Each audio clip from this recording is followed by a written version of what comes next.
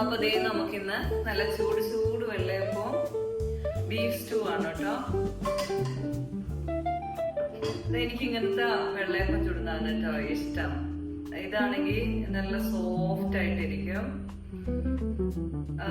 നമ്മുടെ മറ്റേ വെള്ളയപ്പല്ലേ ഞാൻ ഉണ്ടാക്കി വെച്ചിട്ടുണ്ട്, അതുണ്ടാ.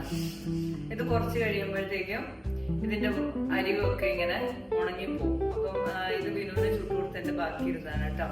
അപ്പോ രാവിലെ ചുട്ടിട്ട് വൈകിട്ട് കഴിക്കാനൊക്കെ ആണെങ്കിൽ ഇത് എങ്ങനത്തെ ചുട്ട് വെക്കുന്നതായിരിക്കും നല്ലത്. നല്ല സോഫ്റ്റ് ആയിട്ട് വൈകിട്ട് വരെ ഇരുന്നോളൂ, ഒരു കുഴപ്പമില്ല. അപ്പം അപ്പൊ തന്നെ ചുട്ടെടുത്താണ് കേട്ടോ. അപ്പൊ തന്നെ ചുട്ടെടുക്കുന്നതിനാണ് ടേസ്റ്റ്.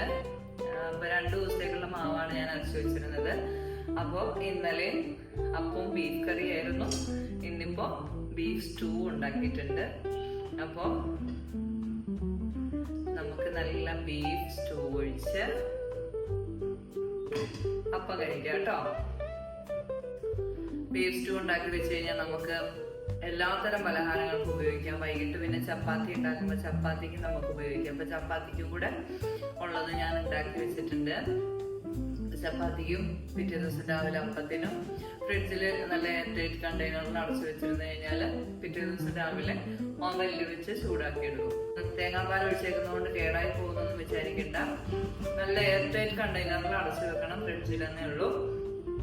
അതെടുത്ത് പതിയെ ഒന്ന് ചൂടാക്കി എടുത്താൽ മതി, അല്ലെങ്കിൽ ഡിഫ്രോസ്റ്റ് ചെയ്തെടുത്താൽ മതി.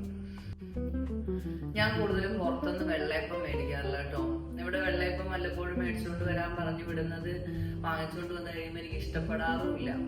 പണ്ട് വൈപ്പിലായിരുന്നപ്പം അവിടെ വാങ്ങുന്ന വെള്ളയപ്പം അത് വൈകിട്ടായാലും നല്ല സോഫ്റ്റ് ആയിട്ട് തന്നെ ഇരിക്കും.